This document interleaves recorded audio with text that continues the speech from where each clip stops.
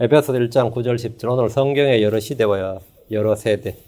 에베소 1장 9절 10절입니다. 에베소 1장 9절 10절 같이 읽습니다. 에베소 1장 표시였어요. 자, 에베소 1장 9절 10절 같이 읽습니다. 친히 자신 속에서 작정하신 자신의 선하신 기쁨에 따라 자신의 뜻의 신비를 우리에게 알려주셨으니 이것은 충만한 때의 경륜 안에서 친히 모든 것, 즉 하늘에 있는 것들과 땅에 있는 것들을 그리스도 안에서 그분 안에서 다 함께 하나로 무리하심이니라. 여기 보면 충만한 때의 경륜, 여러분 언더라인. 충만한 때의 경륜, fullness of times. 충만한 때의 경륜이란 말은 dispensation이 되어 있죠. 경륜, 이제 신학 용어로는 세대주의 할 때 세대가 dispensationalism 그래요. dispensation은 세대예요. 성경에서는 이제 경륜이라고 번역되어 있죠. 오늘은 성경의 여러 시대와 세대, 여러 시대와 경륜. 오늘 공부할 내용입니다. 근데 충만한 때의 경륜 안에서 때의 경륜 요거 때의 경륜, 때의 세대, 때의 시대. 예.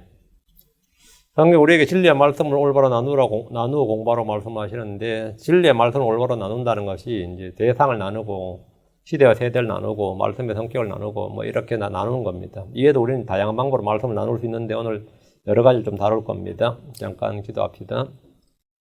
위대하시고 거룩하신 주 하나님 감사합니다. 하나님께서 은혜 복을 주시고 주의 영을 충만케 해주셔서 이 시간 말씀을 함께 공부하는 또 그 시각입니다. 주님께서 도우셔서 위로부터 지하 계시의 영을 쏟아부어 주시고 신선한 기름으로 기름 부어 주시고 저희 마음속에 말씀이 충만히 거할 수 있도록 은혜와 복을 허락하여 주시옵소서.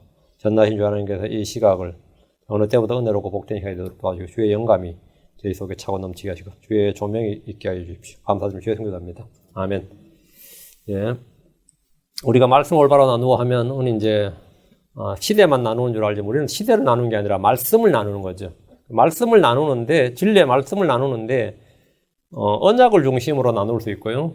율법과 명령을 기준으로 나눌 수도 있고 제사장 체계를 기준으로 나눌 수도 있고 인물을 중심으로도 나눌 수 있고 역사적인 큰 사건을 중심으로 나눌 수도 있고 그렇죠?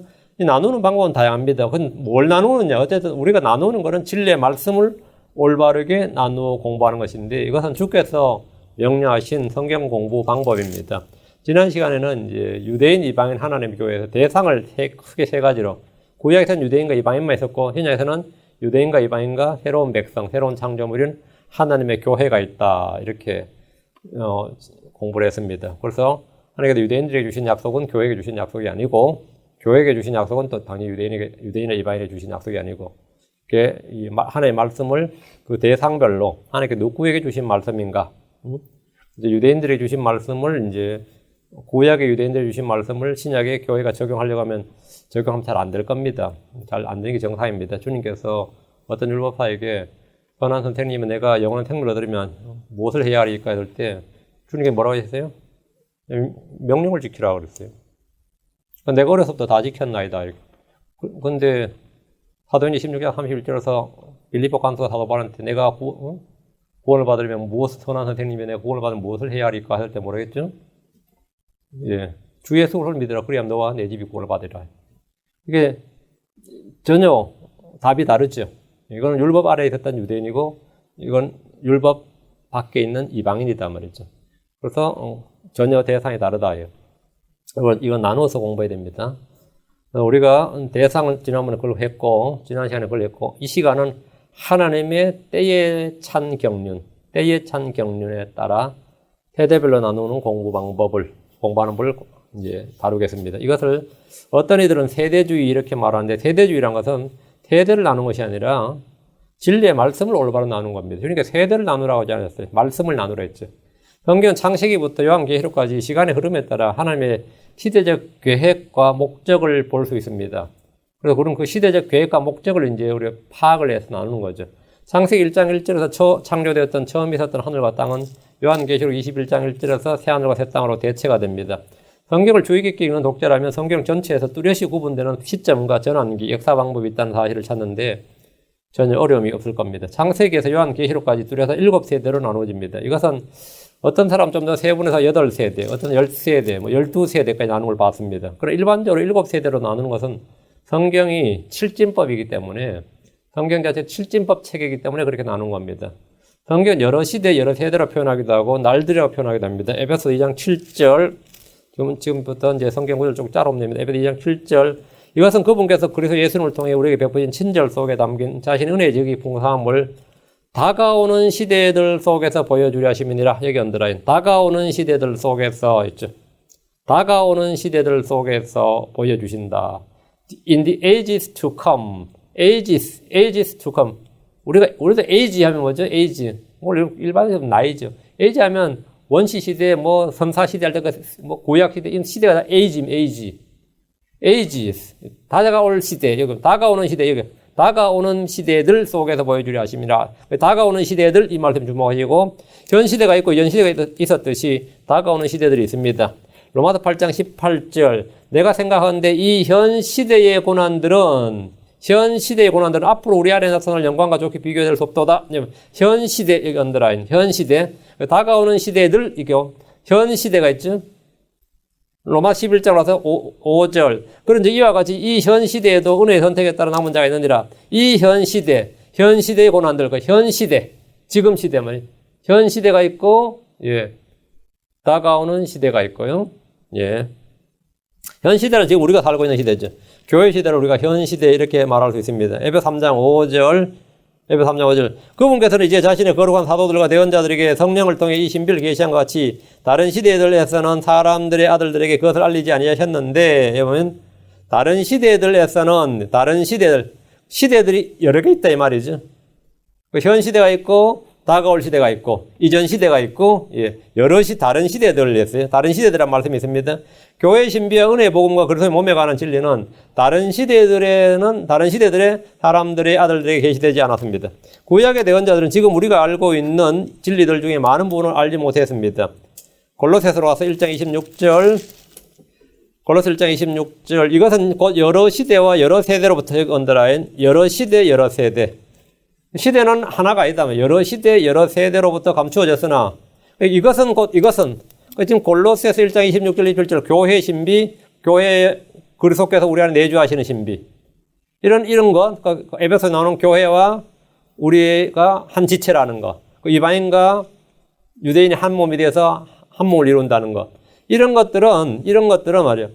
여러 시대와 여러 세대로부터 감추어졌다. 이건 히든. 감추어져 있었단 말이에요. 감추어져 있었으나, 이제는 현 시대에는 말이에요. 그분의 성도들에게 드러난 신비에 관한 것이니라. 지금은 revealed, 드러났다. 이거. 그렇죠? 골로새 1장 26절, 그리고 27절이 너희 안에 계신 그렇고 영광의 소망이니라. 이거죠. 이거 신비란 말이죠, 이게. 그러니까 지나간 여러 시대, 여러 세대란 말씀에 주목하시고, 지나간 여러 시대, 여러 세대에 있죠. 현 시대는 우리는 앞으로 나타날 영광에 대해서 희미한 조명을 갖고 있습니다. 구약의 지나간 여러 시대, 여러 세대는 이 진리에 대해서 희미했고 잘 몰랐고, 지금 우리는 당연히 아무리 잘 안더라도 영원 시대에 대해서 잘 모르죠. 그냥 영원 시대 이렇게 말할 뿐이지, 다가올 시대, 영원한 새하늘과 새 땅, 의가 가는 새하늘과 새 땅, 이 정도지. 거기서 뭐 자세하게 묻고 들어오면 뭐 답이 없죠. 거기는 뭐 성경에 기록도 안 돼 있고. 구약 성도들도 당연히 구약 성경만 읽어가지고는 교회의 신비 같은 걸 알 수가 없죠, 당연히. 아무리 뭐 엘리야든 이사야든 예레미야든 누구도 그건 몰랐어요. 왜? 그건 감춰졌단 말이지. 그것들은 아직 나타나지 않았는데 현 시대에 나타났어요. 그 시대와 세대를 말씀하신 분은, 여러 시대, 여러 세대를 말씀하신 분은 역사학자들이나 신학자들이나 사람들이 편의상 나눈 것이 아니라 성경이 스스로 말하는 것이고 주께서 친히 기록하신 것입니다. 어떤 이들은 이 세대주의라는 표현을 켈빈주의, 알미니안주의, 웨슬리안주의 이런 식으로 어떤 신학 이론인 줄 알고 거부감을 표현합니다. 그런 켈빈주의는 켈빈이 세운 이론이죠. 알미니안주의는 알미니안이라는 사람이 세운 이론이에요. 웨슬리안주의는 잔 웨슬리가 세운 신학의 이론이라면 뭐 루터고. 그런데 이 세대주의라는 것은 어떤 사람이 세운 신학이 아닙니다. 어떤 사람이 해온 신학이 아니에요. 디스펜시에이션, 이건 경륜이란 말은 성경에 나오는 말이고 하나님이 세우신 거지. 여러 시대, 여러 세대, 다가올 시대, 이전 시대, 현 세대, 이 말은 전부 다 누가 한 말이에요. 켈빈이나 알미니안이나 뭐 웨슬레나 이런 루터나 어떤 유명한 신학자가 체계를 세운 게 아니고, 세대주의는 어떤 신학자가 체계를 세운 게 아니라 성경이 말하는, 성경에 계시되어 있는 지금 드러난 신비들에 관한 것이 세대주의는. 제가 이제 처음 이제 세대주의란 말을 들었을 때 또 그 무슨 이단이 있냐는 생각했어요. 또 그건 처음 들어본 이단이네. 이랬다고. 켈빈주의 이런 건 계속 들었지만 처음부터 그 교과서에도 나오는 이야기고 세대주의란 말은 한국교회는 잘 소개가 안 된 것입니다. 뭐 언약신학, 개혁신학, 뭐 근본주의 이런 말도 쫙 퍼져 있고 별의별 게 다 퍼져 있지만 처음에 세대주의 하니까 또 무슨 뭐 이상한 또 이게 뭐 그런 게 있냐 이런 생각을 사실 했었어요 실제로. 그래가지고 제가 딱 따지려고 하니까 그 책을 딱 주는 거예요. 한번 그냥 읽어보라고. 그 세대주의란 것은 성경말 쓰면서 나온 것이지 어떤 신학자의 이름에서 나온 게 아닙니다. 어떤 교회에서 나온 것도 아니고 에베소서 3장 21절 그분에게 영광이 그리스도 예수를 통해 교회 안에서 모든 시대에 걸쳐 여기 언더라인 모든 시대에 걸쳐 끝없는 세상까지 있기를 원하노라. 끝없는 세상이 어디죠? 시한으로 새 땅이죠. 다가올 세상이잖아요. 이전 세상, 현 세상, 다가올 세상. 끝없는 세상. 모든 시대에 걸쳐 끝없는 세상까지 여기 언더라인. 모든 시대에 걸쳐 끝없는 세상까지 있기를 원하노라. 아멘. 성경을 이제 배우면 이게 눈에 살짝 들어오고 안 배우면 이런 거 그냥 통독에도 안 들어와요. 그냥 쭉 읽고 넘어가지. 이 말이 탁탁이 양각처럼 들어와야 돼요.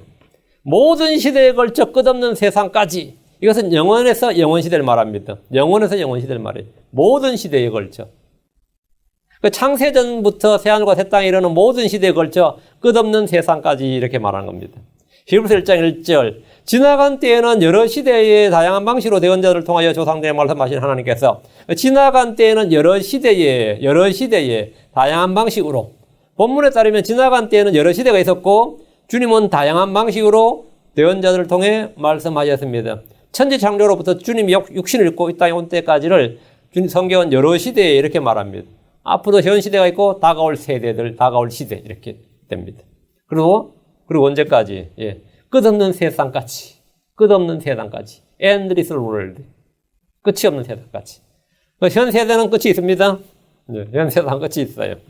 자, 다음 성경을 땅의 상태대로 여러 시대를 나눌 수 있습니다. 우리는 진리의 말씀을 나누는데 기준은 몰라. 이번엔 땅의 상태대로. 땅을 기준으로 합니다. 처음 있었던 하늘과 땅. 이걸 뭐 태초의 땅 또는 original earth. 태초의 땅. 처음에 하나님께서 하늘과 땅을 창조하셨느니라. 하나님께서 처음에 언제요? 첫날이 아니고 처음에 in the beginning. 처음에는 첫날이 아닙니다. 첫날은 처음이 아니고요. 하나님께서 처음에 창조하셨던 땅입니다. 이 땅에는 하나님의 아들들이 거했습니다. 주님이 땅을 만드신 이유는 누군가 거주하도록 하기 위해서입니다. 해와 달과 별들은 거주가 목적이 아닙니다. 거주가 목적이 아닌데 여기 뭐 화성에 탐사선을 보낸다. 달에 탐사선을 보내서 사람 살게 한다. 그건 안 되죠. 왜? 하나님께서 그거는 뭘로? 때와 일시와 징조와 연행과 때와 이런 걸 분별하도록 주신 것이지 거주 목적으로 만드신 게 아니에요. 거주 목적으로 안 만들었다고. 거주 목적으로 만들어진 것은 하늘과 땅입니다. 하늘은 거주 목적으로 만들어요. 셋째 하늘. 그거 땅도 거주 목적이에요. 아, 그럼 지옥도 거주 목적이다. 그죠? 누군가가 거주하도록. 마태복음 25장에 따르면. 예. 땅은 거주 목적으로 만들었는데, 땅을 창조하실 때는 하나님께서 거주하도록 창조하였다. 이게 아주 중요한 말입니다. 이사야 45장 18절.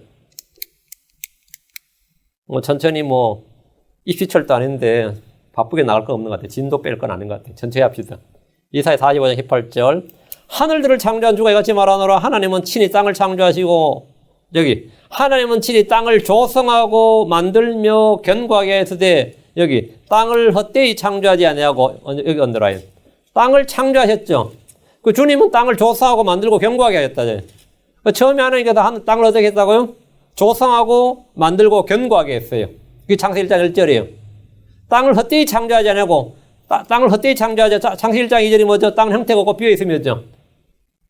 창세기 1장 2절에 땅이 형태가 없고 비어있다. 이거 뭐죠? void잖아요. vacant라고. empty란 말이죠. 하나님께서는 땅을 헛되이 창조하지 않고 하나님은 땅을 창세기 1장 1절 조성하고 만들고 견고하게 했어요. 1장 2절로 창조한 게 아닙니다. 1장 2절로 창조한 게 아니에요. 1장 1절로 창조하셨어요. 1장 2절은 창조가 아닙니다. 그거는 심판 파괴지. 헛되이 창조하지 아니하고 다음 거주하도록 조성하였느니라. 여러분 우리 흉정역에는 사람이라고 말이 있는데 사람이라는 말은 없습니다. 그건 임의로 번역자 집어넣은 거예요. 사람이 아니고 동물도 거주하고, 예. 뭐, 식물도 거주하고, 짐승들도 많이 있고, 어류들도 있고, 뭐, 새들도 있고, 그리고 사람도 물론 거주하는데, 여기 거주하도록 조성하였느니라. 이건 여기서는 하나님 아들들을 말합니다. 거주하도록 조성하였느니라. 나는 주니라 나 외에 다른 이가 없느니라. 땅은 헛되이 창조하지 아니하였고, 이 말씀은 창세기 1장 1절의 땅은 누군가가 거주하도록 완벽하게 창조되었다. 조성하고 만들고 경고하겠다. 1장 1절은 당연히 주님께서 경고하겠죠. 근데 1장 2절은 땅이, 이게 첫 번째 땅의 상태고, 다음에 혼돈의 땅입니다. 말씀 나누는 겁니다. 창세기 1장 1절하고 완전히 문단을 하나 나누어 버리는 거죠. 이게 제가 처음 창세기 공부할 때, 성경 전체를 두 단락으로 나누라 그러면 창세기 1장 1절이 한 단락이고, 창세기 1장 2절보다 나머지가 한 단락이 돼야 되겠습니다. 제가 그랬어요. 1장 1절과 1장 2절은 너무 차이가 많이 나가지고, 그때 깜짝 놀랐어요. 제가 처음 창세기 성경 공부할 때, 왜 1장 2절은 어떻게 되어 있어요? 그리고 땅은 형태가 없었고 비어 있었으며 어두움은 깊음의 표면에 있고 하늘 영은 물들의 표면 위에서 움직이게 하느니라. 이랬단 말이죠. 하나님께서 견고하게 거주하도록 만드셨는데 어떻게 된 거예요? 거주하도록 창조된 땅이 형태가 없고 공허한 것은 땅이 물로 심판을 받았기 때문입니다. 땅이 물 속에 있는 거예요, 지금. 근데 베드로후서 3장 6절에 보니까 그것으로 말미암아 그때 있었던 세상 물의 넘치로 멸망하였으되 이렇게 증언하고 있습니다. 왜 땅이 형태가 없었고 비어 있었는지, 왜 땅이 물들 속에 있었는지 정확히 알려주고 있습니다. 처음에 하나님 물 속에 땅을 창조하지 않았고 땅을 지은 다음에 그 위에 물로 덮지도 않으셨습니다. 하나님께서 하늘과 땅을 창조하신 다음에 땅은 물로 덮어놔야지 이렇게 해서 덮은 것도 아니고 물부터 창조하고 나서 물 속에다 하나님께서 땅을 창조한 것도 아니에요. 물로 심판하신 겁니다. 물로 덮으신 거예요. 그때 있었던 세상은, 하늘과 땅은 물의 넘침으로 멸망했다. 그럼 1장 1절이 태초의 땅, 1장 2절이 혼돈의 땅, 다음 1장 3절도 31절은 뭐죠? 예, 에덴의 땅. 이 땅은 재창조된 땅입니다. 재창조된 땅. 하나님께서 물 가운데 있던 땅을 물 밖으로 나오게 하셨습니다. 물 가운데 있던 땅을 물 밖으로. 그래서 베드로후서에 뭐 나옵니까?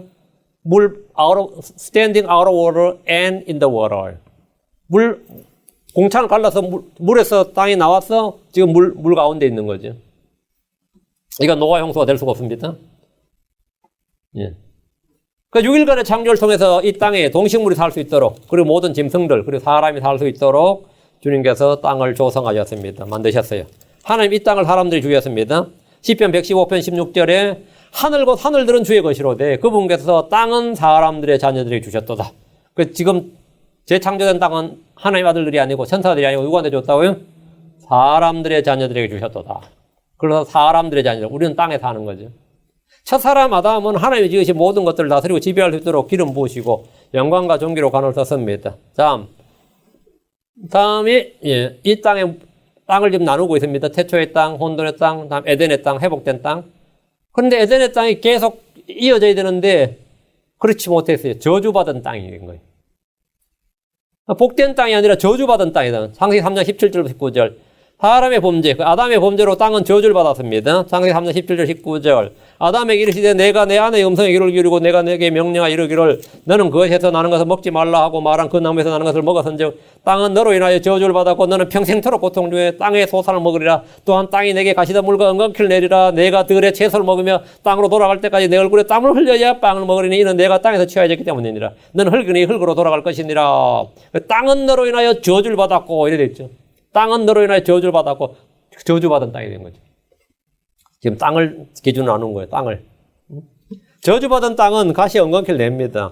사람들이 손길이 닿는 곳마다 잡초를 냅니다. 곡식이나 채소나 과일나무가 있는 곳에는 반드시 풀이 아닌 weed, 잡초가 납니다.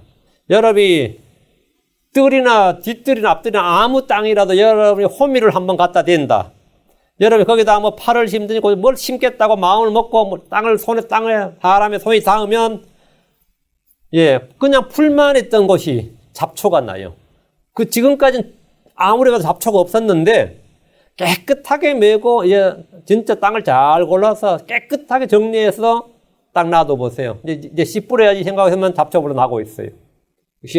이놈이 원래 잡초가 없었는데 이게 어디서 나타난지 땅이 잡초를 낸다고. 잡초를. 씨를 뿌리기도 전에 씨 뿌리면 또 잡초가 나와요. 씨가 먼저 나와야 되는데 아니고 잡초가 먼저 나와. 이 땅이 저주를 받은 거예요. 땅은 너로 인하여 저주를 받았고 이 말씀대로 이 시대의 땅은 아담으로 인해 저주를 받았습니다. 그래서 계속해서 그 잡초를 매줘야 되죠. 저주받은 땅이고 저주받은 땅은 어떻게 됐어요? 심판을 받았죠. 그게 대홍수입니다. 노아의 대홍수예요. 그 홍수 이후로부터 지금까지 땅이죠. 아담으로 인해 저주를 받은 땅은 이후부터 사람들의 폭력과 음행과 우상숭배 등으로 넘치는 죄악. 이 폭력이 땅에 가득했다. 우리 주님께서 보실 때 폭력이 땅에 가득했다. 이게. 넘치는 죄악으로 말미암아 땅 위에 사는 모든 짐승들까지 다 죽는 대홍수의 심판을 받았습니다. 여기서 모든 짐승이 할 때는 코로 호흡하는 동물들입니다. 대홍수의 심판을 받았고 대홍수로 인해 땅은 급격한 변화를 맞습니다. 계절이 생기고 생태계의 변화가 생겼습니다. 노아와 그의 아들들은 땅에 대한 지배권을 받았고 땅을 다시 채우라는 명령을 받았습니다. 창세기 9장 1절에 하나님께서 노아와 그의 아들들에게 복을 주시며 그들에게 이르시되 다산하고 번성하여 땅을 다시 채우라 이렇게. 현재 땅은 주님의 재림과 더불어 다시 한번 큰 지질학적 물리적 변화를 맞습니다. 다음 이 땅이 지금까지 계속 이어지고 있는 거예요. 언제까지? 천년왕국 주님이 재림하실 때까지. 천년왕국 땅, 그건 뭐지? 이걸 restoration이라고 합니다. regeneration of the earth라고 그래요. 땅이 뭐라고요? 중생. 천년왕국의 땅은 restoration. 한국말로 이게 뭐죠? 회복, restoration이라고 하는데, restoration 또는 regeneration of the earth라고 합니다. 땅이 중생한다. regeneration이 된다 이거야. 주님의 재림과 더불어 이 땅이 뭐냐면 에덴의 동산처럼 리스토어랑 꽂힌다는 말이죠. 땅이 다시 이렇게 restoration이 된다면 그 땅으로 되돌아간다고요. 저주가 거치니까. 그리고 regeneration이 된다. regeneration of the earth. 주님의 재림과 더불어 시작되는 땅은 창세기 3장에서 그 아담의 범죄로 말미암아 땅에 내려진 저주가 거치게 되는 거죠. 동물과 식물과 자연환경 등 모든 것이 다 에덴의 낙원처럼 회복이 됩니다. 그래서 그날에 이사야 30장 26절에 또 주께서 자신의 백성의 찢어진 곳을 싸매시고 그들의 매맞은 상처를 치유하시는 날에 달빛은 햇빛 같고 햇빛은 7배나 되어 7날의 빛과 같으리라. 이렇게 완전히 리제너레이션이 된다 이거예요. 그러나 이 땅은 영원한 땅이 아닙니다. 이 땅은 영원한 땅이 아니에요. 이 땅은 불에 타 없어지고 맙니다. 1000년 동안 이렇게 지속되다가 이 땅은 뭐라고? 불에 타 없어진다. 그럼 베드로 3장 10절. 그러나 주의 날이 밤에 도둑같이 오리니 그날에는 하늘이 큰 소리가 사라지고 원소들이 뜨거운 열에 녹으며 땅과 그 안에 있는 일들로 불태워지리라. 그러면 불타는 땅이죠. burning earth. 땅이 불탄다. 불만 타고 그냥 폐허가 되느냐? 아닙니다. 녹아서 없어져 버립니다. disappear 사라지는 거예요. 해체되어 버린단 말이에요. 그리고 하나님께서 새하늘과 새 땅을 창조하십니다. 새하늘과 새 땅. 요한계시록 21장 1절. 내가 새하늘과 새 땅을 보았으니 이는 처음 하늘과 처음 땅이 사라졌고 바다도 다시 있지 아니하기 때문이라. 창세기 1장 1절부터 지금까지 있었던 게 싹 사라진 거죠. 이 땅은 의가 가는 곳입니다. 베드로서 3장 13절에 그럼에도 불구하고 우리는 그분의 약속에 따라 의가 가는 새 하늘들과 새 땅을 기다린도다. 이렇게. 진리의 말씀을 언약에 따라 나눕니다. 땅을 기준으로 나누는 건 이렇게 하면 다 나누어졌고요. 진리의 말씀을 언약에 따라 나눠보겠습니다. 언약은 이제 첫째가 에덴의 언약입니다. 에덴의 언약이란 것은 뭐냐? 창세기 1장 28절이에요. 하나님께서 사람을 지으신 후에 사람에게 복을 주시고 사명을 주신 거죠. 땅을 지배하고 다스리고 충만하라. 땅에 충만하라. 이렇게. 이거는 사람이 지음받은 후에 하나님 주신 약속인데 하나님께서 어떤 조건을 걸지 않았습니다. 예, 그냥 복을 주신 다음에 이렇게 하라. 이렇게 하신 거예요. 단 한 가지 조건이 있다면 창세기 2장 15, 17절에 나오는 선악을 알게 한 나무에서 나는 것을 먹지 말라. 그것을 먹는 한 내가 반드시 죽으리라. 뭐 이렇게 된 겁니다. 그게 이제 에덴의 언약이고 하나님께 사람에게 주신 약속, 그리고 언약이죠, 언약. 둘째는 아담과의 언약입니다. 이거는 사람이 죄를 짓고 나서 처음 맺었는데, 이거를 이제 아담과의 언약, 여자의 씨에 대한 언약이 주어진 거예요. 이는 하나님께서 죄를 지은 인간에게 여자의 씨를 통한 구원의 약속을 주신 겁니다. 이를 이제 원시 언약 또는 최초의 복음이라고 말합니다. 여자의 씨는 예수 그리스도입니다. 여자의 씨가 뱀의 머리를 부술 것이다. 여자의 씨가 뱀의 머리를 부순다. 그 인류의 사람을 범죄하게 했던, 여자를 속였고 인류를 범죄하게 했던 그 사탄의 머리를 부술 여자의 씨를 주겠다. 예수 그리스도. 그 창세기 3장 15절 처음 나온 말씀이죠. 그 여자의 씨는 예수 그리스도입니다. 그 아담과의 언약이 이제 아담의 언약 이렇게 나오고, 다음 주님께서 세 번째 주신 언약은 노아와 언약을 맺었습니다. 노아의 언약입니다. 노아. 이 언약은 지금도 여전히 유효합니다. 창세기 9장 4절 6절인데 무지개 언약이라고 그러기도 하고 그냥 이제 노아의 언약이라고 하는데, 그냥 단순히 사람에게만 주신 게 아니죠. 예. 창세기 9장 1절부터 4절까지 보시면 여러분이 그냥 하나님께서 노아와 그의 아들들에게 복을 주시며 그들에게 이르시되 다산하고 번성하여 땅을 채우라. 여기 채우라는 다시 채우랍니다. 땅의 모든 짐승과 공중의 모든 알짐승과 땅 위에서 움직이는 모든 것과 바다의 모든 물고기가 너희를 두려워하고 너희를 무서워하리니 내가 그것들을 너희 손에 넘겨주오노라. 살아서 움직이는 모든 것을 너희에게 먹을 것이 될 것이요. 푸른 채소와 같이 내가 모든 것을 너희에게 주었노라. 살아서 움직이는 모든 것을 너희에게 먹을 것을 주었노라. 이 말은 뭐예요? 살아서 움직이는. 분명히 에덴에서는 아담한테 뭐 했어요? 채소와 과일이었어요. 채소와 과일을, 푸른 채소와 과일만 얘들이 먹을 음식이었습니다. 그런데 노아에게는 뭐라고요? 살아서 움직이는 모든 건 너에게 먹을 것이 될 것이요. 푸른 채소와 같이. 이전에는 채소와 과일만 먹었죠. 지금은 육식이 허락되는 거죠. 푸른 채소와 같이 내가 모든 것을 너에게 주었노라. 그러나 너희는 고기를, 이제 고기 먹는 거잖아요. 고기를 먹는 건 됐어. 오케이. 아무 고기를 먹어도 됩니다. 이때는 돼지고기도 뭐 상관없어요. 고기를 그것의 생명과 함께, 꼭 그것의 피와 함께 먹지 말지니라. 근데 육식은 오케이. 뭐를 먹어도 되는데, 다음 하나는 뭐냐. 피는 먹지 말라. 이렇게 말씀하셨어요. 이제 이렇게, 처음에 이제 이건 일방적으로 말씀을 주는데, 이거는 지금도 여전히 유지하고, 세대를 초월해서 계속해서 주시는 겁니다. 그러나서 이제 12절, 13절, 여기 보면, 예. 11절부터 13절까지. 이게 뭐죠? 예, 노아의 언약이죠. 내가 너희와 더불어 새 언약을 세우리니 다시는 내가 모든 육체를 홍수에 물들여서 물들로 멸하지 아니할 것이요. 또 땅을 멸할 홍수가 다시 있지 아니하리라. 그러니까 남극 북극의 얼음이나 빙하가 녹아서 땅이 묻힌 일은, 땅이 잠긴 일은 없습니다. 물로 멸망은 안 당한다고. 또 땅을 멸할 홍수가 다시 있지 아니하리라. 홍수도 없고, 뭐 빙하는 홍수는 아니지 않느냐, 이제 이렇게 말하면 안 돼. 물들로 멸망은 안 당하는 거예요. 불로 멸망하지. 하나님께서 이르시되 내가 너와 너희 사이에 또 너희와 함께하는 모든 살아있는 창조물 사이에 대대로 영구이면 언약의 정표가 이것이니라 하면서 13절에 내가 내 무지개를 구름 속에 두노니 그것이 나와 땅 사이에 맺은 언약의 정표가 되리라. 이거는 하나님과 사람 사이가 아니라 하나님과 누구 사이죠? 모든 피조물이 15절 내가 나와 너희와 모든 육체 모든 살아있는 창조물들 사이에 맺은 내 언약을 기억하리니 다시는 물들이 모든 육체를 멸하는 홍수가 되지 아니하리라. 이러면서 나와 너희와 또 나와 너희 모든 육체의 모든 살아있는 창조물 사이에 그 사람과 나와 사람 사이에 나와 동물들 사이에 이렇게 된 거예요. 이게 노아의 언약입니다. 그래서 노아의 언약이 이제 하나님께 노아에게 주신 언약, 그 노아를 통해서 우리에게 이제 주신 언약이죠. 다음 넷째는 이제 창세기 12장으로서 아브라함과 언약입니다. 아브라함과 언약부터 이제 굉장히 구체적이 됩니다. 창세기 12장, 17장, 뭐 15장, 17장 줄줄 반복이 되는데 아브라함과 아브라함의 육신의 씨와 영적인 씨들을 다 포함하는 무조건적 언약입니다. 아브라함을 통해서 믿음으로 이루어지는 믿음의 의가 계시되었습니다. 믿음의 의가 처음으로 계시되었어요. 다음 다섯째는 이제 유명한 모세의 언약이죠. 행위에 따른 율법과 규례입니다. 시내산에서 맺어진 언약인데 율법입니다. 율법. 네. 이거는 이제 행위 언약이죠. 여섯째는 다윗과의 언약입니다. 이거 뭐냐면 다윗의 허리에서 한 씨가 나고 다윗의 왕국, 지상 왕국에 대한 언약입니다. 지상 왕국, 메시아 왕국에 대한 언약이 주어진 거죠. 다윗의 허리에서 메시아가 나고 그 왕국, 메시아 왕국이 주어진다. 천년왕국과 영원한 의의 왕국의 모형을 보여주었습니다. 이게 사무엘하 7장 8절 16절이고요. 다음 일곱 번째 새 언약. 일곱 번째 새 언약은 주님께서 교회 주신 언약입니다. 주님께서 교회 주신 언약이에요. 이건 이스라엘이 준 새 언약과는 좀 구분해야 됩니다. 교회에 주신 새 언약은 뉴 테스터먼트고 이스라엘 집에 준 새 언약은 뉴 커비넌트예요. 교회에 주신 언약은 믿는 자들에게 값없이 주는 구원, 영생, 상속, 미래의 유업과 보상을 다루고 있습니다. 이 약속은 현재는 내적이고 영적인 것이 앞으로 외적이고 물질적인 것도 함께 주어집니다.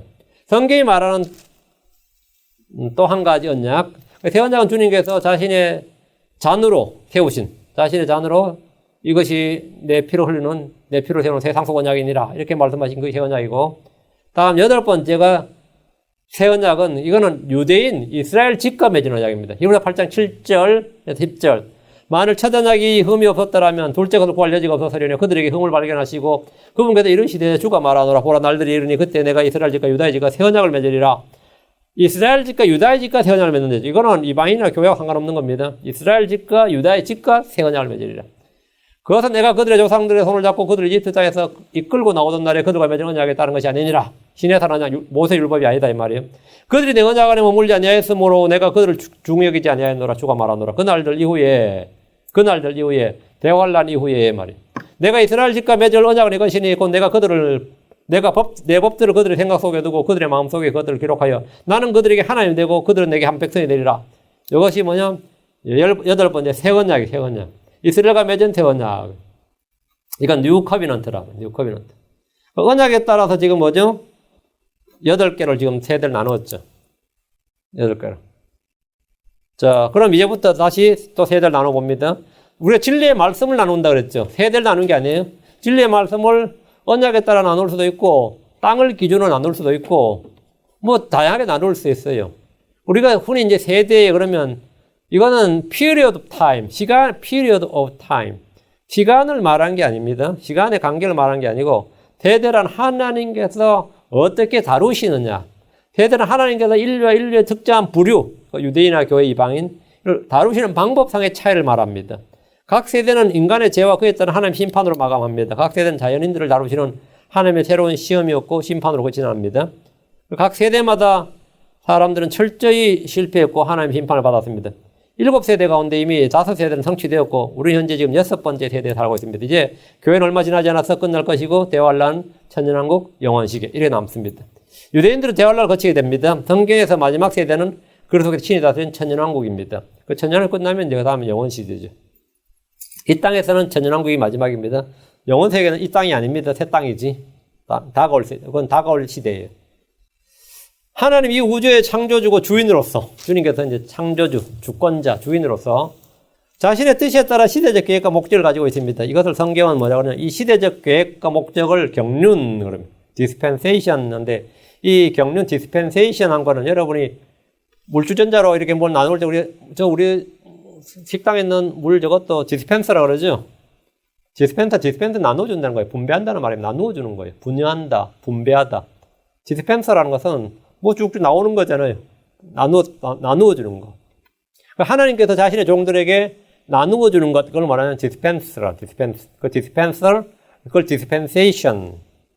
하나님께서 자기 종들에게 뭘 나누냐? 아담에게는 당연히 뭡니까? 에덴을 주시고, 이거 하라. 이렇게 말씀을 주셨죠. 노아에게는 방주를 지으라고 이렇게 하라. 하나님께서 뭘 나눠주셨다고. 자신의 시대적 계획과 목적에 따라. 아브라함에게는 너 본토 친척 아비를 떠나서 내가 내게 명령한 땅으로 가라. 보여줄 땅으로 가라. 이렇게 하시고, 이렇게 자녀들이나 할례를 행하라. 주님께서 이렇게 각 사람의 거기에 맞추어서 뭔가 명령을 나누어 주셨어요. 책무, 직무, 해야 할 일을 나누어 줘야 됩니다. 다 다릅니다. 다 달라요. 저는 이제 처음에 있었던 곳이 그런 곳이다 보니까 맨날 이거예요. 본토 친척 아비 집을 떠라 하거든요. 그럼 하루만 집하고 인연 끊으라 이거예요. 육친의 집안 다 인연 끊고 여기 완전히 우리 이 선교단체 헌신하라 이거지. 그래서 그렇게 헌신해서 러시아 간 사람도 있고 중국 간 사람도 있고 나미비아 간 사람도 있고요. 지금 여기 다운에 와 있는 친구도 있습니다. 나하고 한방 쓰던 친구 지금 다운에 와 있더라고. 마켓에 2명이나 만났네요. 서로 하면서는 칼트 끌고 가다가 하면서 한 방을 썼으니까 몰라볼 수가 없는데 그 친구 하나도 안 변했다고. 하나도 안 변했고 다운이가 가깝잖아요. 근데 와서 성경 공부 좀 해. 근데 간호사 공부하느라 바빠서 하는데 이름도 모세로 개명했더라고. 이름도 모세로 개명. 근데 네가 선교하냐? 선교 무슨 선교에 와서 간호사 공부하고 지금 정신없는데. 근데 선교사로 파송받았거든요. 정말 많아요. 근데 그 사람들 대부분 다 본토 친척 아비를 떠나서 나름 영적으로. 저희가 떠날 집이 없어요. 난 고아에 있으니까. 본토 친척 떠날 게 있어. 내가 사는 곳이 나 떠난 곳이지. 난 내가 사는 곳이 본토 친척 아비 이 집이야. 나한테는 이제 그런 요구가 없었지. 나한테 무슨 요구가 있겠어요? 이삭이 기껏 이집트로 가려니까 뭐 있었어요? 그 땅에만 몰라. 그치? 그 땅, 이게 귀에 걸면 귀걸이, 코에 걸면 코걸인 거예요. 그 성경 좀 더 읽다 보면 야곱한테 뭡니까? 네가 다시, 요셉이 네 눈을 감긴 다음, 네 다시 이곳에 돌아온다고 돼 있어요. 그럼 아브라함은 떠나라고, 이삭은 머물라고, 야곱은 갔다가 돌아오라죠. 갔다가 돌아온다잖아요. 그 쟤는 이 성경 통로다 보니까, 사람마다 하나님의 경륜, 이 계획이 다르구나. 떠나야 할 사람이 있고, 머물러야 될 사람이 있고, 갔다가 다시 돌아와야 될 사람이 있고, 맞아요? 야곱 죽었다 돌아왔죠. 요셉도 죽어서 뼈가 돌아왔고, 그렇잖아요. 그럼 기준이 뭐죠? 생각해요. 기준이 뭐예요? 기준이 있을 거 아니에요. 하나님께서 그냥 지 마음대로 지 마음대로 말이 이상하네. 그분 마음대로 그냥 막, 그건 아닐 거 아니야. 우리 주님 자유지 마음대로 하실 수 있는 분이지만, 기준이 있을 거 아니에요. 구약에서는 무조건 약속의 땅이에요. 무조건 약속의 땅 밖에 있는 사람은 약속의 땅으로 가야 돼. 아브라함은 약속의 땅으로 가야 되고, 이삭은 약속의 땅에 머물러야 되고, 약속의 땅에서 부득이한 상황으로 떠나야 되면 못나고 다시 돌아와야 되고. 그 바빌론으로 포로 잡혀가도 언제 돌아와야 된다고. 지금도 전 세계에 흩어져 있는 유대인들은 어디로 돌아야 되죠? 약속의 땅이 기준이야. 신약에서 기준이 뭐죠? 우리는 약속의 땅이 없잖아. 예, 그리스도 안으로 옵니다. 신약은 그리스도 안으로, 무조건 그리스도 안으로예요. 내가 실족하고 살아가면 그리스도 안으로 회복돼. 그리스도 안으로. 모든 중심은 그리스도 안으로예요. 구약은 생활의 모든 중심이 약속의 땅의 기준이에요. 신약에서는 모두가 그리스도 안으로예요. 이거 오늘 너무 길겠는데요. 근데 경륜이란 말은, 이제 세대란 말 정확히 하셔야 돼요. 세대란 것은 뭐냐면, 하나님께서 각 시대, 각 사람에게 자신의 뜻과 계획을 알려주시고, 그것을 분배해 주신 거예요, 그걸. 그 청지기에게 이게 역할을 맡기듯이 그 역할을, 사역을 미니스터를, 바울에게 맡겨진 건 뭐죠? 은혜의 복음이었습니다. 바울에게 맡겨진 은혜의 복음이에요. 내게 맡겨진 경륜에 따라, 이게. 하나님 바울에게는 노아처럼 방주지으라 그러지 않았어요. 아브라함처럼 본토신의 아비주를 떠나는 것도 아니고, 바울에게 주어진 것은 뭐죠? 은혜의 복음을 맡긴 거예요. 바울에게는.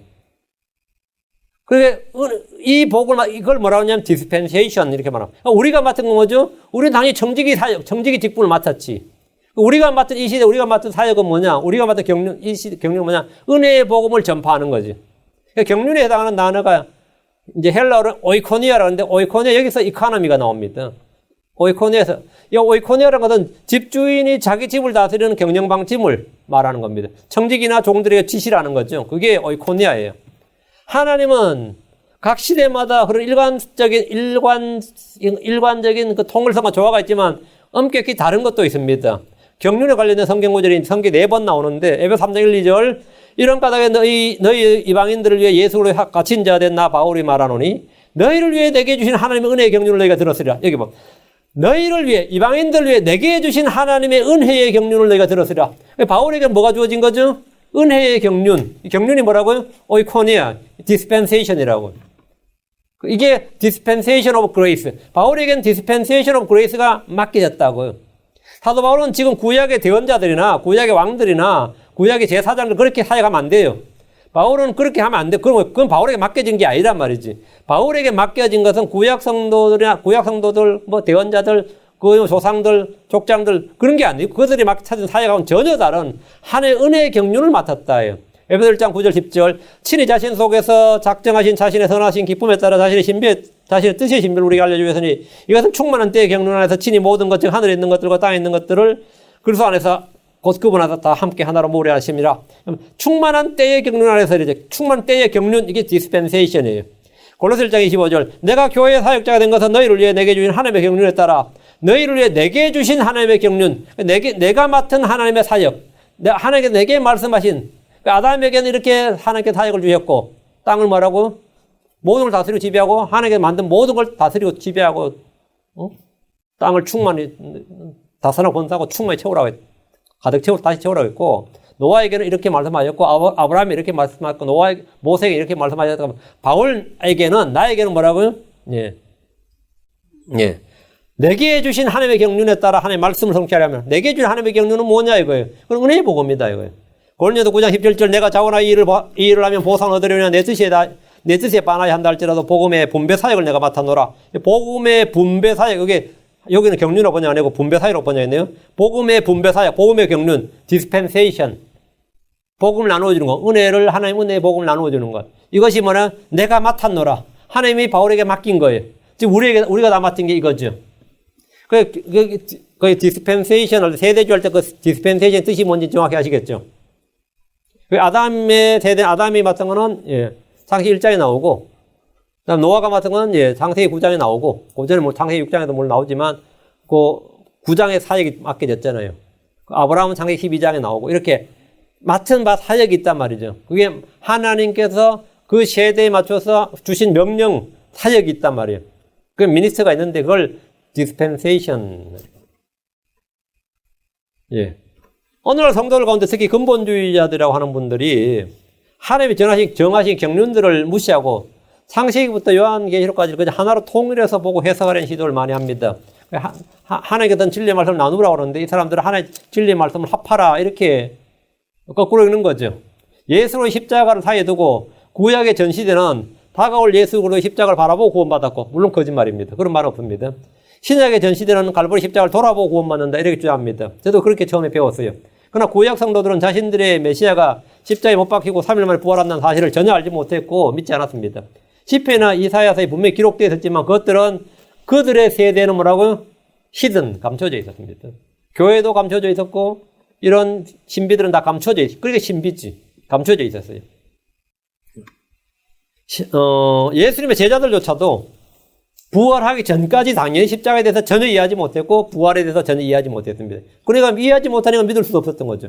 주님은 말씀을 하셨지만 말씀은 계속 하셨죠. 말씀을 했다고 해서 그들이 이해하고 믿고 그걸 알았느냐? 그건 아니다 말이에요. 당연히 십자가 부활에 대한 신앙은 있을 수가 없었습니다. 심지어 부활해서 보여줘도 못 믿었어요. 보여줘도.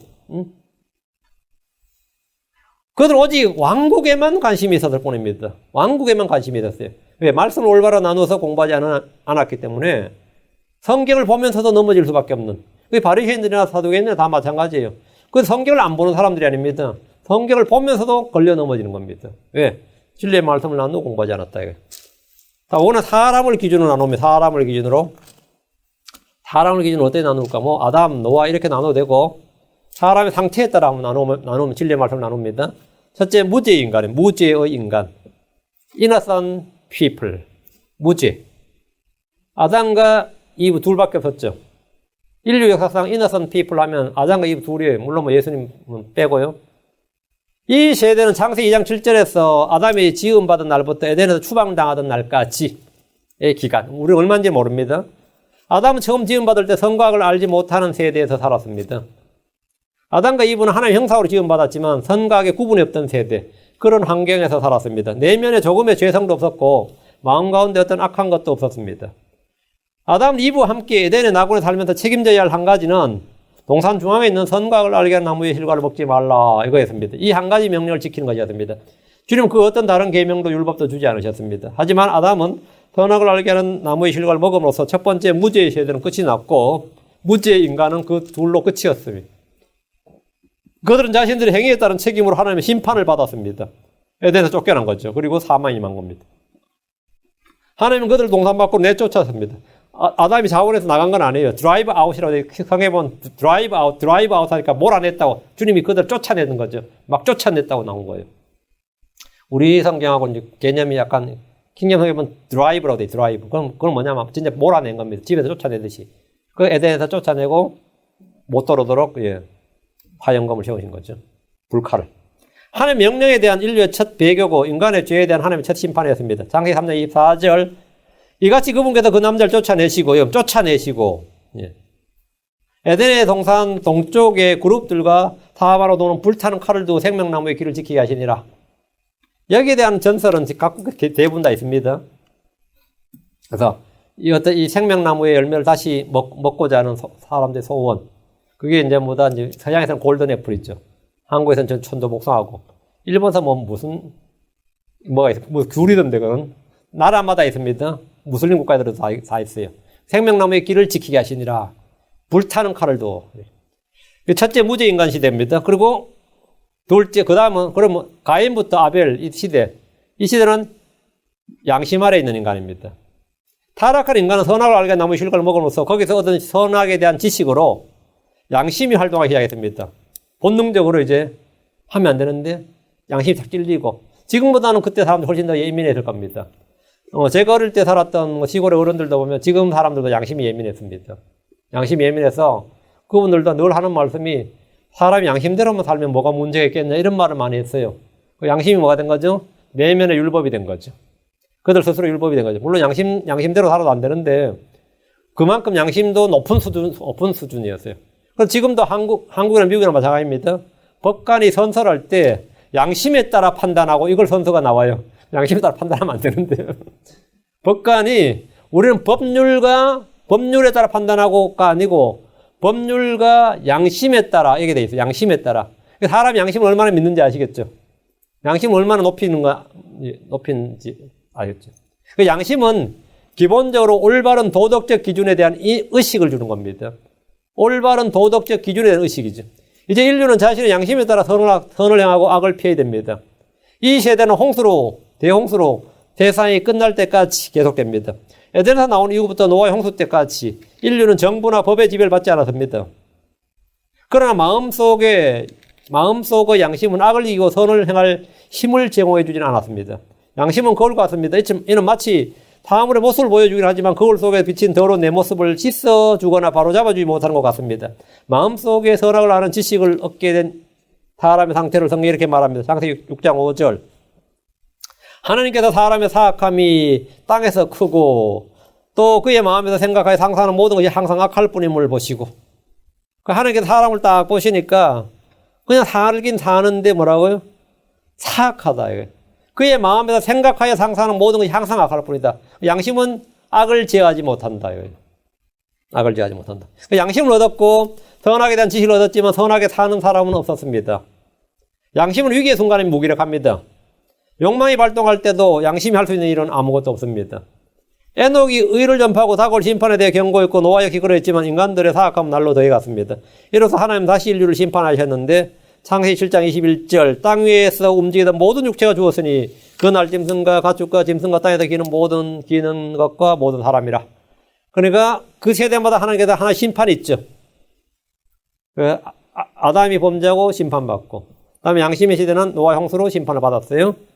다음에 이제 노아의 후손들, 지상에 대한 권위를 회복하는 인간이죠. 아담에게 주셨던 지상에 대한 모든 권위를 주님은 노아와 그의 가족들이 주셨습니다. 노아의 그의 아들들에게 세상을 심판하셔서 지상의 모든 악을 제거하시고 새로운 세상을 노아와 그의 아들들에게 축복과 함께 약속을 주셨습니다. 가끔 그런 사람 있죠. 내가 신이라면 이 더러운 세상 싹 쓸어버리겠다. 그리고 내 말 잘 듣는 사람 한 명만 한게 다시 리셋 해보겠다. 걱정하지 마. 하나님께서 그렇게 하신 적이 있다고. 노아의 시대 때 하나님 리셋 했다고요. 세상을 뭐 했다고? 리포맷 한 거예요. 리셋 했다고, 리셋. 그 노아는 당대 의인이었어요. 완전한 자였다고. 그런데 어떻게 됐어요? 리셋을 하면 해결돼요. 응? 해결. 그럼 인류를 다 죽여버리고 한 명만 남기고 그래서 다시 한번 해보자. 그게 노아 형수고, 반대로 한 명만 난 그럼 반대로 그럼 내가 진짜 전능하고 전지전능한 신이라면 난 무한한 지혜로 한 명만 죽이고 다 살리겠다. 그게 십자가입니다. 그게 십자가예요. 하나님 그것도 하나님께서 해보셨다고. 하나님은 사람이 생각할 수 있는 모든 일을 다 해보셨습니다. 하나님께 사람들이 예측 가능한 한 번 하면 하나님께서 그거 있다고. 내가 그거 해봤다고. 하나님 아담이 주시는 권한보다 더 막강한 권위를 노아와 그의 아들들이 부여해 주었습니다. 창세기 9장 1절 3절 하나님께 노아와 그의 아들들이 복을 주시며 그들이 이르시되 사산하고 번성하여 땅을 채우라. 땅의 모든 짐승과 공중의 모든 날짐승과 땅 위에서 움직이는 모든 것과 바다의 모든 물고기가 너희를 두려워하고 너희를 무서워하리니 내가 그것들을 너희 손에 넘겨주었노라. 살아서 움직이는 모든 것은 너희에게 먹을 것이 될 것이요 푸른 채소와 같이 내가 모든 걸 너희에게 주었노라. 여러분이 인터넷 찾으면 God hates shrimp라는 shrimp.com 이런 게 있어요. 하나님은 새우를 미워하신다. .com 그런 사이트가 있어요. 음식기를 지키자 이 말이에요. 그런데 반대로 노아는 새우를 먹었다는 이런 또 사이트가 있어요. 그 반대 이제 이 기독교는 이 논쟁의 종교입니다. 이 기독교는 우리 킹제임스 교계 내에서 몇 명 안 되는 킹제임스 교도 목사는 사실 논쟁의 대결이에요. 이게 논쟁이 말도 못해요. 그리고 논쟁에 치고 나가는 사람 또 미움 받아요. 논쟁은 이게 조금 말도 못합니다. 성경 구절을 가지고 논쟁이 말도 하나가 되기가 쉽지가 않아요. 그래서 여기 보면 하나님께서 주신 건 뭐라고요? 예. 푸른 채소같이 내가 모든 것을 너에게 주었노라. 당연히 이때는 음식 기회가 없었어요. 단 한 가지 아담에게 선악하게 나무 먹지 말, 나무에서 나는 거 먹지 말라. 노아에게는 딱 한 가지 먹지 말라. 뭐죠? 피채로 먹지 말라. 그게 전부입니다.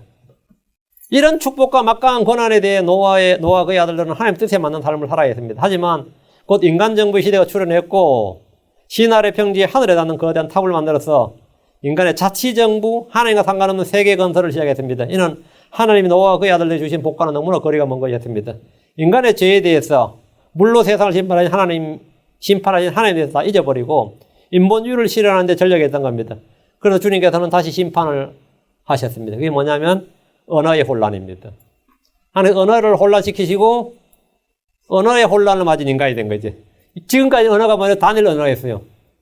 예? 단일 언어였다고. 랭귀지가 단일이었고 단일이 뭐죠? 단일 한국 사람 늘 하는 말은 우리는 단일 민족이라잖아. 그때는 다 단일 민족이에요. 다 아담의 후손, 다 노아의 자식이고 다 단일 민족이에요. 근데 언어의 혼란을 맞은 인간, 이 언어만 혼란이 아니죠. 언어가 달라지면서 뭐가 땅이 흩어지면서 민족으로 분열되는데 외모도 달라지는 거예요. 이게 희한하게. 민족으로 분열된 인간. 그러니까 혼란, 다음에 흩어짐, 분열된, 민족으로 분열된 인간. 창세기 11장, 15장, 11장, 1절, 4절, 5절, 8절. 11장, 1절, 8절까지 해석되겠네요. 다음에 이제 약속 아래 있는 인간입니다. 예. 약속 아래 있는. 바벨탑 건축자의 후손들이 전 세계로 흩어진 가운데 하나님은 한 사람 아브라함을 부르셨습니다. 이 언어 문제가 얼마나, 언어가 이게 흩어진다는 것은 보통 문제가 아니죠. 말이 안 통하면 같이 일할 수 없잖아요. 근데 이거는 그 정도가 아니라 완전히 흩어져 버린 거예요. 이때. 근데 이 약속들 가운데 아브라함이 이제 딱 등장하는 거죠. 약속이라면 아브라함이에요. 아브라함이 하나님께 부름을 받은 거죠. 그래서 이제 이때 약속의 시대가 되는 거예요. 하나님께 약속을 주냐. 몇몇 약속들은 아브라함 후손이 이스라엘이 신실하고 순종할 때 주어진 조건적인 거고, 조건적인 약속들은 다 다 깨졌습니다. 그리고 이들에 대한 심판은 430년 동안 이집트를 섬겨야 하는 이스라엘 속박으로 이어졌습니다. 아브라함은 믿음의 조상이고 탁월한 믿음의 사람이었습니다. 그러나 믿음이 전수가 되는 건 아닙니다. 이삭은 선한 사람이었지만 아브라함에 대해서 믿음이 떨어졌고, 야곱은 속에서 장자권을 쟁취했지만 아버지만큼 믿음의 사람이 되지 못했습니다. 그런데 야곱의 아들들은 야곱보다 더 못한 거죠. 그런데 야곱에게 돌연변이처럼 태어난 아이가 하나 있었는데 그 요셉이었습니다. 요셉이 탁월한 애가 12아들 중에 한 명이 탁월한 거예요.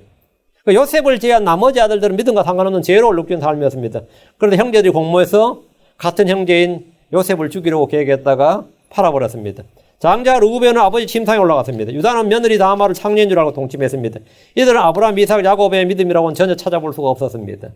그들의 몸에는 할례를 행했고 아버지 야곱을 따라 하나님께 경배를 드렸지만 모두 다 배교의 길에 서 있었습니다. 유일한 의인은 그 12아들 중에서 유일한 의인이고 믿음의 사람은 뭐죠? 요셉인데 아버지 모르게 팔아버렸습니다. 아버지 모르게 팔아버렸어요. 의인 요셉이 이집트로 팔려가 있었기 때문에 그들은 더 이상 약속의 땅 안에 거할 수 없어요.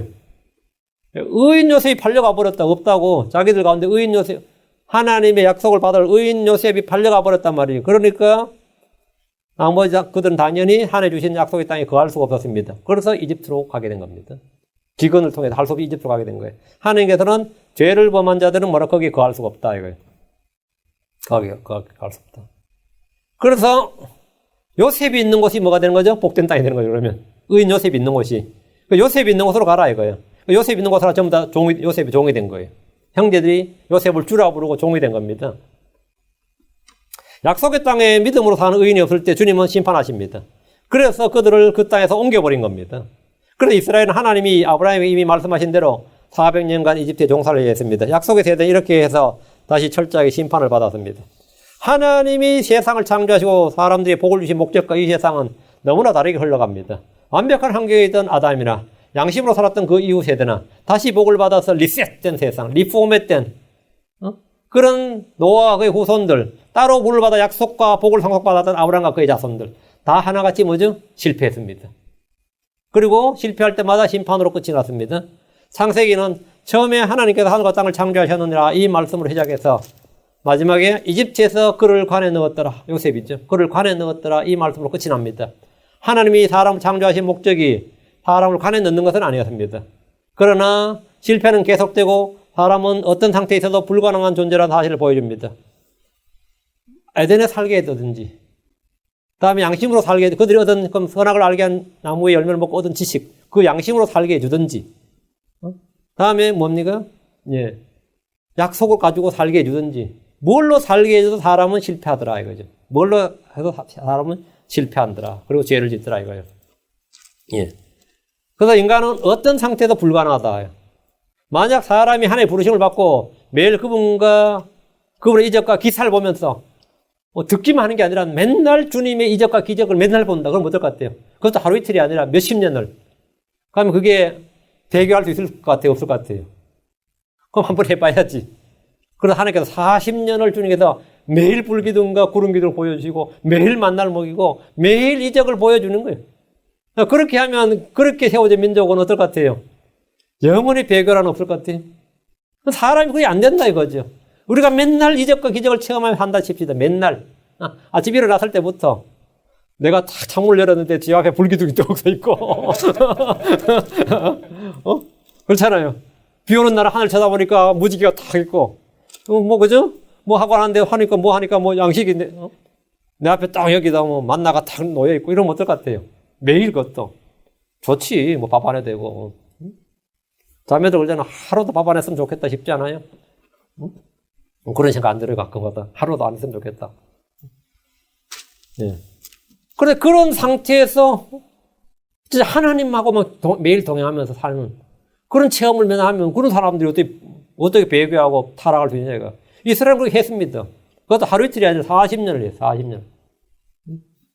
그러니까 하나님의 부르심을 받고 언약을 맺고 매일 그분의 이적과 기사를 보고 하늘의 양식을 먹고 하나님이 세운 종의 인도를 받고 하나님의 뜻을 글자로 적은 책을 주고 그럼 어떻게 될까? 어떻게 되겠습니까? 기록된 하나님의 법을 보여주고 그대로 살라고 하면 사람은 의롭고 경건하게 살 수 있습니까? 그래서 한번 해보자 이거예요. 그게 바로 율법 아래 있는 인간입니다. 율법 아래 있는 것. 하나님 아브라함, 이삭, 야곱에게 하신 무조건적인 약속에 따라 무기력한 이스라엘을 구속하시고 택하신 백성들이 은혜를 베푸셨습니다. 사람들이 다 잘 살면 왜 죄를 짓고 거짓말하겠냐? 그런 말 하죠. 그게 환경론자들이에요. 사람 환경결정론, 환경에 따라 죄를 짓는다. 환경에 따라 사람의 부족의 그 시스템이 그래서 그렇다. 그런데 다 잘 살고 다 잘 먹고 하면 어떨 것 같아요? 죄 안 질 것 같아요? 거기도 살인나고 도둑질이고 다 있습니다. 그 속에도. 다 있어요. 환경이 문제가 있다 이거죠. 광야에서 주님은 이스라엘 백성들에게 율법의 언약을 주실 것을 제안하셨습니다. 이스라엘은 겸손히 하나님의 은혜 안에 머물기보다 주님의 율법을 주시면 옳거니 율법을 지키겠다고 맹세했어요. 출애굽기 19장 8절에 온 백성이 함께 응답하여 이르되 주께서 말씀하신 모든 것을 우리가 행하리이다 하니 모세가 백성의 말을 주께 전하며 백성이 전했다요. 주께 전해가 주님께서 오케이 아멘 한 거죠. 출애굽기 4장 7절 언약의 책을 가져다가 백성이 듣는 데서 읽으며 그들이 이르되 주께서 말씀하신 모든 것을 우리가 행하고 순종하리이다. 언약이 체결된 거죠. 백성들은 지키겠다고 주님 하니까 모세가 주님께 말씀드렸어요. 그러니까 주님은 모세한테 언약의 책을 주셨어요. 그걸 읽어줬어요. 그러니까 주께서 말씀하신 모든 것을 우리가 행하고 순종하리이다. 그래서 주님께서 말씀하신 복을 받겠다 이거지.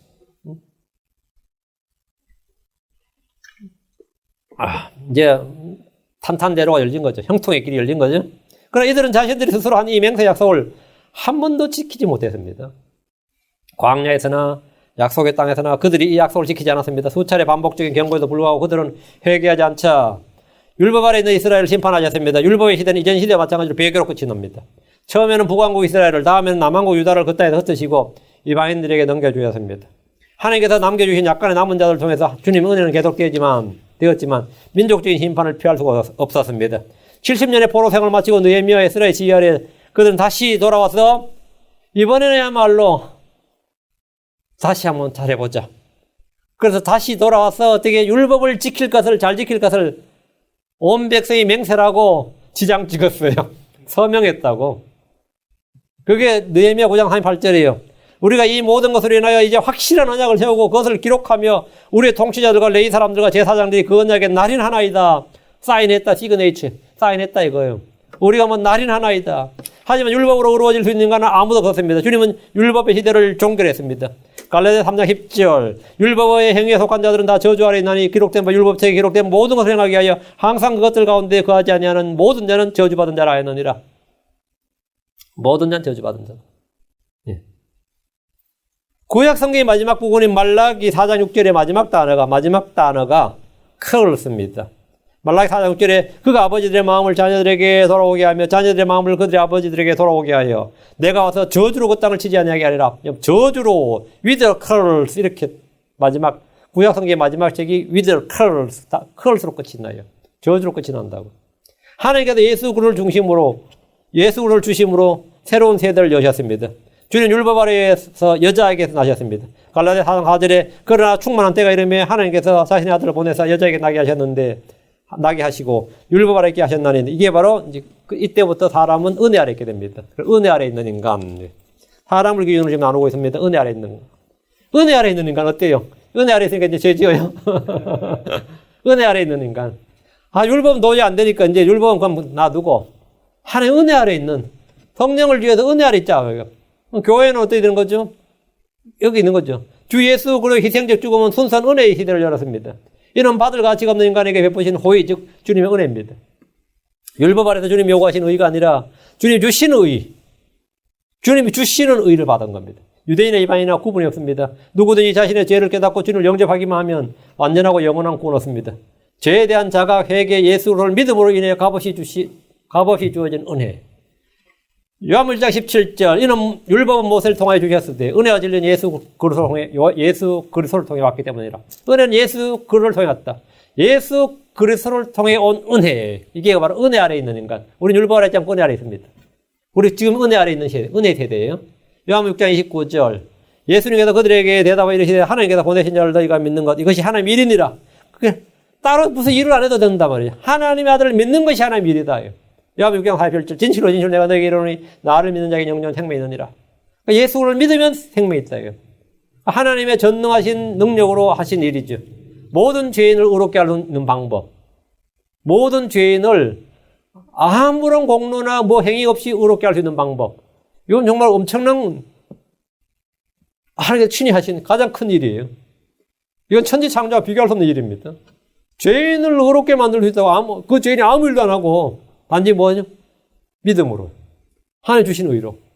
에베소 2장 8절 9절 너희가 믿음을 통해 은혜로 구원을 받았나니 그것은 너희 자신이 난 것이 아니요 하나님의 선물이니라. 행위에서 난 것이 아니니 이것은 아무도 자랑하지 못하여라 함이니라. 은혜의 세대라고 해서 그럼 인간이 져야 할 책임이 없는 것이 아닙니다. 하나님 은혜의 선물을 저버리고 불신할 때 하나님의 진노와 무서운 심판이 있습니다.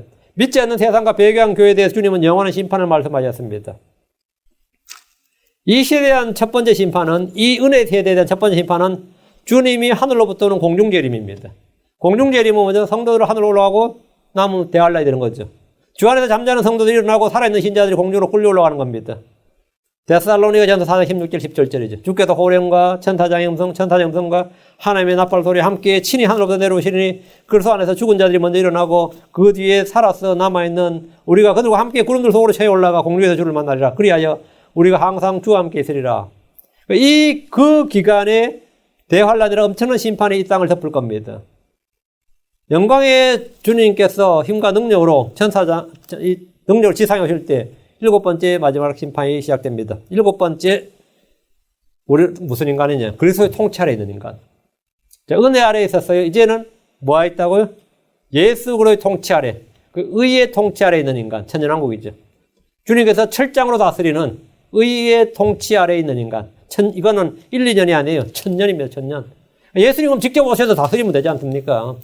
예수님 직접 오셔서 그러면 통치하시면 예수님 우리 눈에 보이고 천사들로 눈에 보이고 하늘에만 계시지 말고 이 땅에 직접 내려오셔서 직접 우리를 통치하시면 사람 죄를 짓겠냐 그러면 그럼 그렇게 해보자 이거예요. 그게 뭐냐? 천년왕국. 그게 천년왕국이에요. 사람이 누가 죄 짓고 싶어지는 사람이 있어요? 마귀가 유혹하니까 마귀도 없애주시고 먹을 거 풍족하고 안 아프고 부족함 없으면 누가 죄 짓겠냐? 그럼 그렇게 한번 해보자 이거예요. 하나님께서 그럼 친히 오셔서 천사들 내리고 오셔서 하나의 아들 데리고 오셔서 너희 눈에 보이도록 직접, 그리고 이 땅에 성령이 충만하고 죄가 없고 말이죠. 응? 내가 해야 될 사람 죄 지었겠냐고 막 이러면 해보자 이거예요. 그게 천연왕국이에요. 응? 죄 지을 것 같아 안 지을 것 같아요? 만약 이 상태로 우리가 하늘에 가면 죄 지을 거예요. 사람은 안 변합니다. 주 예수 그리스도의 이름으로 이 7년 대환란을 해서 말이에요. 엄청난 이 세상에 철저히 심판을 받았죠. 용과 짐승과 거짓 대언자 다 심판받았고, 그냥 부정한 영들 다 심판받았고, 양과 염소로 해서 염소로 분류된 민족 다 심판받고, 이렇게 철저하게 진짜 타작마다 찾아가듯이 포도즙틀을 밟듯이 철저하게 심판을 받고 싹쓸이 했잖아요. 진짜 뭐 한국말로 이걸 발본색원이라 그래요. 발본색원.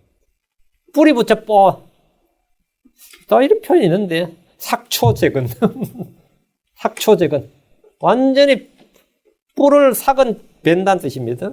풀을 베고 베는 거 그 재근. 뿌리를 제거해버린다. 제거해버린다. 삭초재근이죠. 근데 이제 우리가 무지한 거죠. 우리가 사람이 가장 큰 무지는 뭐 이런 것보다도 예수 그리스도에 대해서 무지하죠. 하나님에 대해서 무지하죠. 가장 무지한 건 자기 자신에서 모릅니다. 인간의 육신이라는 거, 우리 육신의 본성이라는 거, 이거 아무도 모릅니다. 우리는 그냥 환경 좋고, 교육 좋고, 제도 좋고, 뭐 좋으면 문제 없을 걸 행합니다. 한국 사람도 그렇게 생각하고 다 그렇게 생각해요. 그 주님께서 그러면 한번 해보자 이거야. 1, 2년 내로 한 1000년간 타임 테스트를 해보자 이거예요. 그 주님께서 유대인들은 약속의 땅으로 모으시고 이 땅에 이들을 모으시는데 주님은 다윗의 보호자에서 1000년 동안 땅을 다스릴 겁니다. 친히. 직접. 그리고 하나님 아들들이 직접 다스리고 천사들이 직접 있어요. 예루살렘은 주님 왕자가 있는 곳이고 은혜의 세대에 구원받은 성도들 역시 주님의 영광에 참여하게 됩니다. 사탄이 잠시 동안 풀려나서 세상을 미혹할 때 민족들이 모여 주님의 사랑하는 성도들의 도시를 대적해서 싸울 겁니다. 이게 뭐죠? 이게 마지막 전쟁이에요. 마지막 세대 역시 천년왕국 세대 역시 다른 모든 세대와 마찬가지로 배교와 심판으로 끝이 납니다. 주님이 다스린, 예수님이 다스린, 예수님 왕으로 다스린 세대는 우리는 참 못 견디겠다. 그래서 사탄이 미혹할 때 전부 다 사탄에 동조하는 거예요. 예. 그래서 배교, 천년왕국도 끝은 뭡니까? 그 하나님께서 여기는 뭐 싸울 필요도 없어요. 그냥 하늘에 불을 내려가지고 쓸어버린 거죠. 그냥 단순히 끝내버리고 그냥 이 하늘과 땅을 다 불로 태워버려요. 그리고 새하늘과 새 땅을 창조한대요. 그때 이제 백보자 심판과 악인들의 부활에서 마지막 심판을 받습니다. 그리고 새하늘과 새 땅이 오고 영원히 시작됩니다. 이것이 뭐냐면 우리가 이제가 마지막 8번 항상 새로운 시작이라 했죠. 이제 뭐죠? 영원 시대에 사는 인간. 영원 시대에 사는. 여기서는 이거는 이제 더 이상 죄가 없는 거예요. 여기서부터는 죄 자체가 없어요. 죄 자체가. 뿐만 이제 여기서 이제 이렇게 세대를 나눈 것은 단순한 지식이 아닙니다. 이는 인류를 향한 하나님의 시대적 계획과 목적, 그분의 섭리적 경영 방침을 이해하는 겁니다. 뿐만 아니라 앞으로 있을 미래와 지나간 과거에 대한 바른 조명을 통해서 때와 시기를 이해하는 지혜와 지식을 얻습니다. 말씀을 공부하는 성도라면 반드시 성경에 나타난 이 세대적 구분을 잘 이해하고 바르게 적용해야 됩니다. 이걸 바르게 해야 돼요. 여러 세대와 여러 시대. 이걸 우리는 어떤 식으로 나누는 것도 마찬가지. 지금 내가 몇 가지 사람을 중심으로, 언약을 중심으로, 땅을 중심으로, 지금 몇 가지 방법으로 지금 나누었는데, 위에도 여러 가지 방법으로 이 성경을 나눌 수 있습니다. 그러면 그거는 진리의 말씀 올바르게 나누기만 하면 굉장히 유익합니다. 그건 하나님께서 말씀하신 성경 공부 방법이에요. 성경 공부 방법이에요. 우리가 말씀을 바르게 나누어 공부합니다.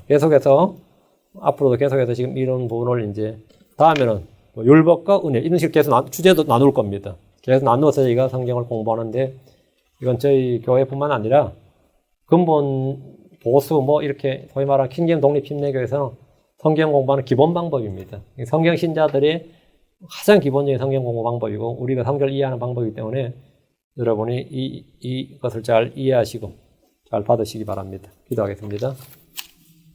위대하시고 거룩하신 주 하나님 감사합니다. 하나님께서 은혜와 복을 주시고 주의 영을 충만케 해주셔서 저희 속에 늘 아버지 하나님 말씀이 성령과 함께 임하기를 간구하고 이 은혜의 말씀을 저희에게 맡기셔서오니 저희가 선한 청지기로서 또 신실한 사역자로서 은혜 복음을 모든 성도들에게 증언할 수 있도록 그리스도의 증인으로 살 수 있도록 복을 주시옵소서. 아버지 하나님 이 교회의 모든 성도들에게 하나님의 말씀의 은혜가 크고 넘치게 임하기를 간구합니다. 감사드리며 주의 손 기도합니다. 아멘. 아멘.